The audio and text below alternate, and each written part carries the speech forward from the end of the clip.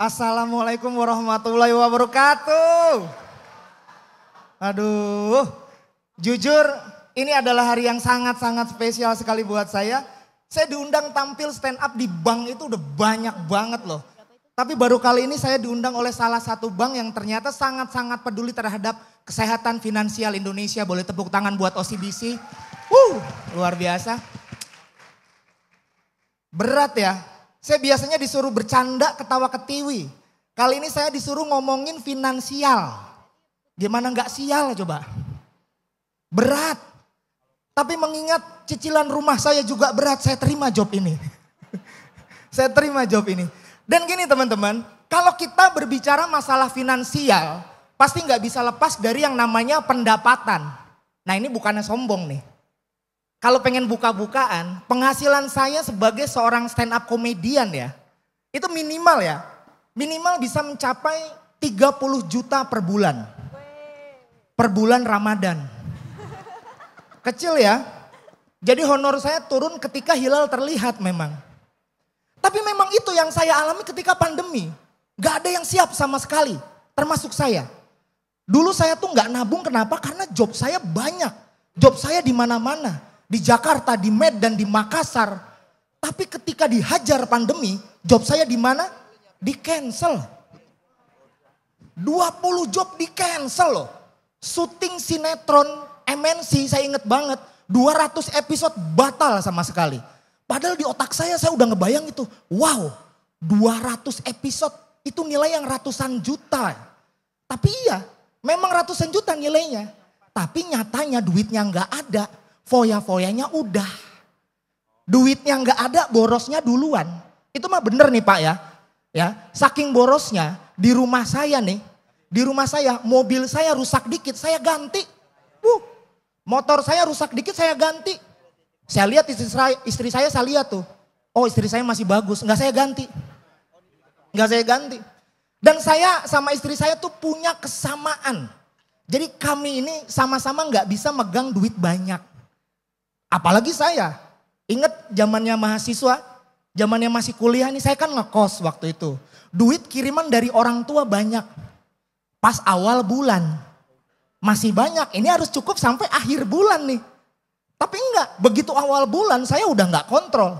Datang ke tempat makan, mesen makan kan, bang nasi rendang 2. Wah, minumnya jus alpukat, susunya banyakin. Tapi begitu akhir bulan datang lagi, songong lagi tuh. Bang, Indomie 1.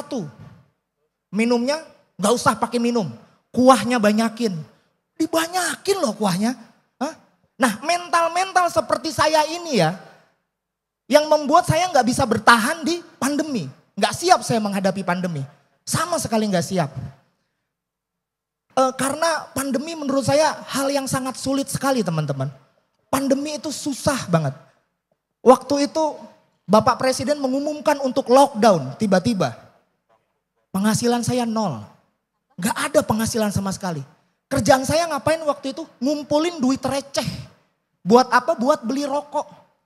Harga rokok 25.000 waktu itu mahal banget rasanya. Sekarang murah.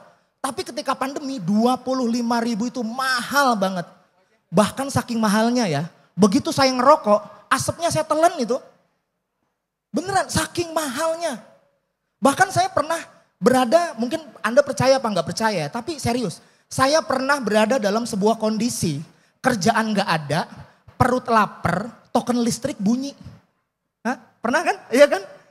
Perut lapar, token listrik bunyi. Jadi antara suara token sama suara perut, itu saut-sautan tuh. Titit curuk kucuk, titit curuk kucuk. Bunyinya memang gitu Mbak Nana, serius. Titit kuruk kucuk, bunyinya seperti itu. Kalau udah gitu yang saya lakukan apa? Hanya menghibur diri. Karena bahaya nih, finansial udah keganggu. Jangan sampai kesehatan mental juga keganggu. Waktu itu saya menghibur diri dengan nonton Netflix. Drama Korea loh, saya tonton loh. Padahal dulu gak suka saya. Serius, karena dulu saya pernah punya prinsip. Sebagai laki-laki sejati, nonton drama Korea itu najis. Tapi begitu saya tonton, nangis. Bagus juga ceritanya ya. Sekarang saya apal nih artis-artis Korea siapa aja apal. Lee Min Ho, apal. Siwon, Kim Jong Un, apal saya. Tapi sebenarnya gini, pandemi itu mengajarkan kepada kita bahwa hal buruk bisa saja terjadi. Nah, siap nggak siap, suka nggak suka, dana darurat harus tetap ada. Nah, sejauh ini, apakah Anda semua sudah menyiapkan dana darurat?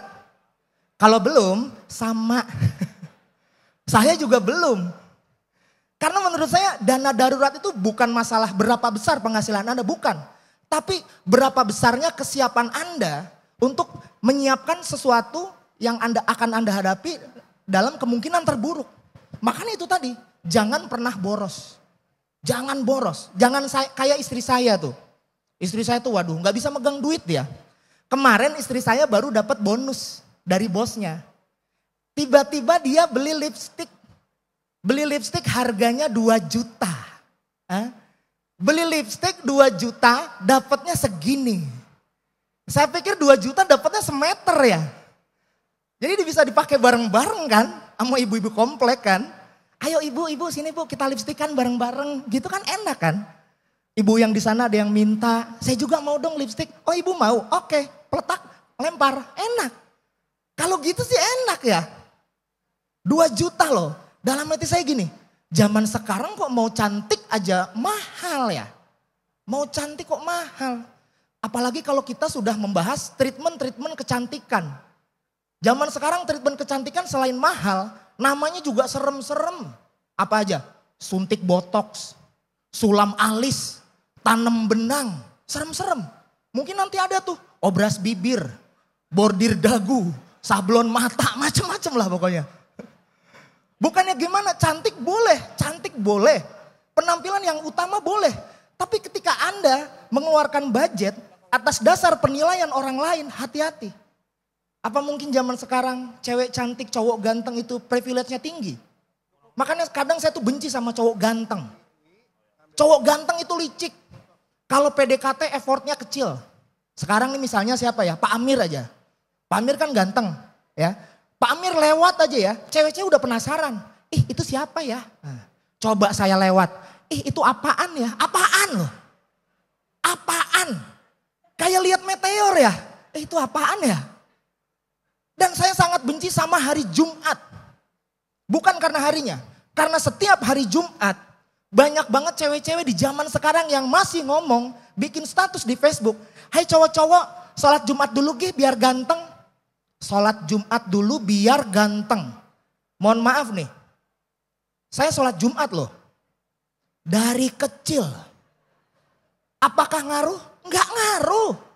Sholat Jumat itu biar soleh. Enggak ada hubungannya sama ganteng. Enggak ada. Lagi-lagi statement. Sholat Jumat dulu biar ganteng. Hanya relevan untuk orang-orang ganteng. Orang ganteng mah enak. Orang ganteng nih pulang sholat Jumat ketemu cewek-cewek diomongin. Oh pantesan ganteng. Dia rajin sholat Jumat, enak.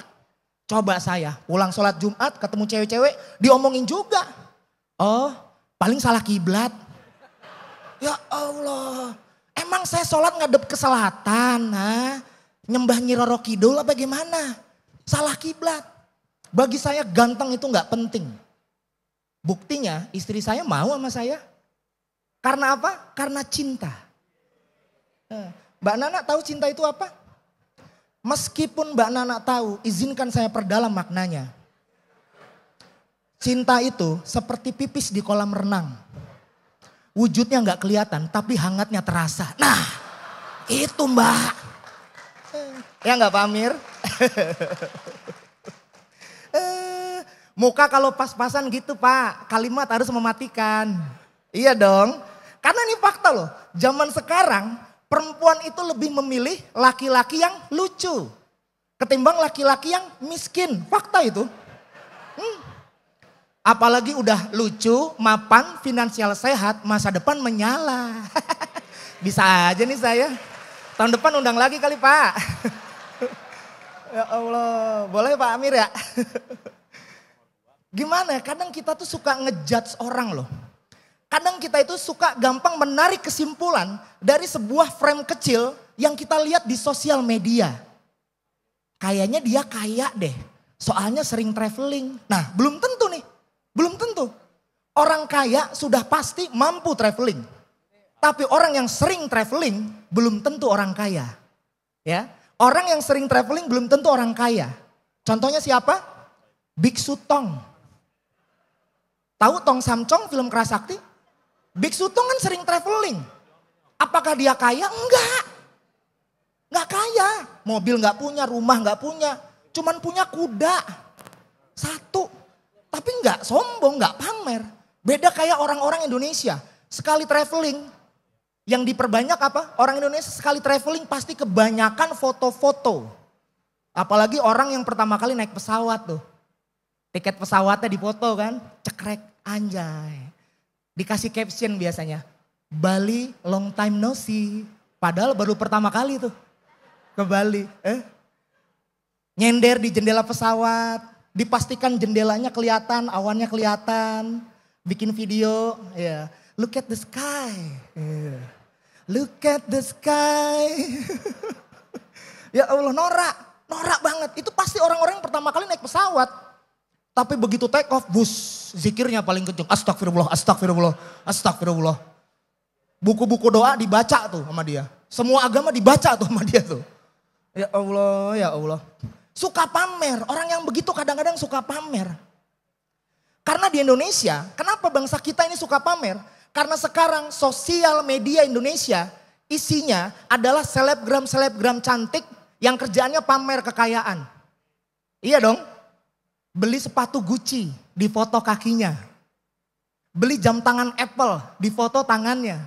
Saya berharap nih suatu saat dia beli daleman Victoria's Secret. Apanya coba yang difoto? Ribet. Yang kayak gitu tuh pasti ribet. Sekarang saya tanya nih, ribetan cewek apa cowok? Ribetan mana? Cewek apa cowok? Cewek, ada yang bilang cowok. Dua-duanya sama-sama ribet. Tapi perempuan sering ngerebetin hal-hal yang gak penting. Contohnya istri saya. Sekarang saya mau nanya nih, mungkin agak tersinggung ya. Kenapa sih cewek suka mencukur alisnya sendiri? Udah gitu digambar lagi. Dengan bentuk yang sama. Buat apa? Hah? Iya kan? Alis yang kanan dikerok, digambar pakai pensil alis. Yang kiri juga dikerok, digambar pakai pensil alis. Ribet. Cowok gak pernah gitu. Emang Anda pernah lihat ada laki-laki jenggotnya dikerok, terus digambar pakai pensil jenggot? Enggak kan? Enggak dong. Kalau semua bulu yang ada di tubuh manusia bisa dikerok, terus digambar ulang, yang kasihan siapa? Tuh, Bang Haji Rhoma Irama. Karena bulu dadanya banyak, Pak. Ani, tolong kau lukiskan bulu dadaku ini, Ani. Kasihan Bang Haji Rhoma Irama tuh, kasihan banget. Jadi buat cewek-cewek di sini yang pengen mencukur alisnya sendiri silahkan. Tapi usahakan ketika digambar ulang, gambarlah dengan bentuk yang berbeda. Itu baru namanya kreatif. Misalnya alis yang kanan bentuknya Nike. Tuh, gitu. Bagus ya. Yang kiri bisa Adidas. Itu baru kreatif. Jadi kalau ada yang nanya, istri lu yang mana sih? Itu tuh yang alisnya sporty. Kreatif baru. Alisnya sporty. Unik ya. Unik. Bukan unik sih, itu namanya impulsif menurut saya. Seperti Indonesia. Indonesia itu negara yang sangat impulsif. Sekarang gini. Negara kita itu negara berkembang. Katanya negara kita negara berkembang dengan jumlah orang miskin yang banyak. Tapi kok tiket Coldplay laku ya? Aneh kan? Ini yang beli siapa nih? Buat Anda yang mampu silahkan, tapi buat Anda yang maksain jangan. Jangan banget. Harga tiket Coldplay sampai ada yang 11 juta loh. Bahkan di Twitter katanya ada yang nekat mau jual ginjal. Demi beli tiket Coldplay. Kalau saya sorry gak setuju. Mohon maaf nih, karena ginjal saya tinggal satu. Yang kanan doang. Yang kiri buat Blackpink kemarin. Lisa Jenny aku suka.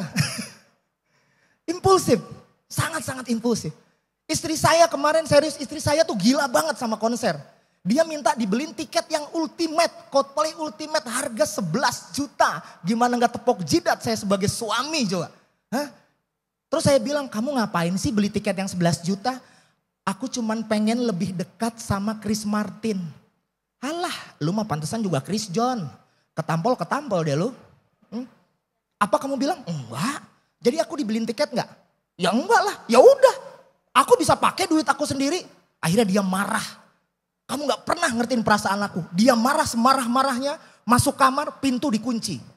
Habis itu dia marah lagi. Slot pintunya rusak. Bukain. Tolong.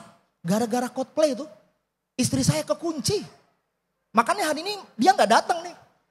Masih di dalam, Pak. Serius, masih di dalam. Saya sih sebenarnya bersyukur sekali. Meskipun finansial saya gak bagus-bagus banget, tapi teman-teman saya yang sesama stand up comedian finansialnya sehat-sehat. Terutama Abdur Arsyad. Anda tahu Abdur Arsyad? Abdur Arsyad itu salah satu stand up comedian dan dia termasuk generasi sandwich. Jadi dia membiayai orang tuanya. Kedua orang tuanya masih dia biayai. Tapi hebatnya uangnya masih cukup buat keluarga, jalan-jalan, traveling segala macam. Dan kemarin Abdur baru menyelesaikan S2 jurusan matematika. Itu keren banget, boleh tepuk tangan dong buat Abdur. Luar biasa loh. Saya tanya ke Abdur resepnya apa sih? Kenapa bisa kayak gitu? Terus dia menjawab pakai rumus fisika. Dia bilang gini, S sama dengan W per F. Perubahan sama dengan usaha dibagi gaya. Jadi kalau hidup lu mau berubah, perbanyak usaha, perkecil gaya. Jangan banyak gaya. Intinya itu ternyata. Itu cukup menyentil saya loh. Menyentil kesehatan mental saya sebenarnya. Mental saya tersentil. Apalagi denger lagunya Kunto Aji yang akhir bulan. Ketika saya dengerin lagunya Kunto Aji, saya jadi semakin percaya diri untuk melakukan perencanaan finansial yang lebih matang. Dan sebenarnya nih ya, ada lagu lain loh yang membahas soal finansial. Anda tahu lagunya Nadine Amizah? Judulnya Bertahan Tanpa Utang, tahu? Ya? Tahu kan lagunya? Bun hidup berjalan, kok banyak cicilan. Sepertinya rutin makan mie instan. Terus kita harus gimana? Giat bekerja dan perkuat iman. Kenapa perkuat iman? Agar judi online tak mengambil peran. Sensational. Kakek Zeus tahu kan? Sensational. Tapi hidup kita banyak cicilan. Oke, sedikit ku jelaskan. Utangku utangmu harus produktif setiap waktu. Terus solusinya gimana? Kelola uang dengan hati-hati. Bijak dan sabar untuk menahan diri. Finansial sehat setiap hari. Emangnya bisa? Bisa. Serahkanlah sama OCBC. Saya juga terima kasih semuanya.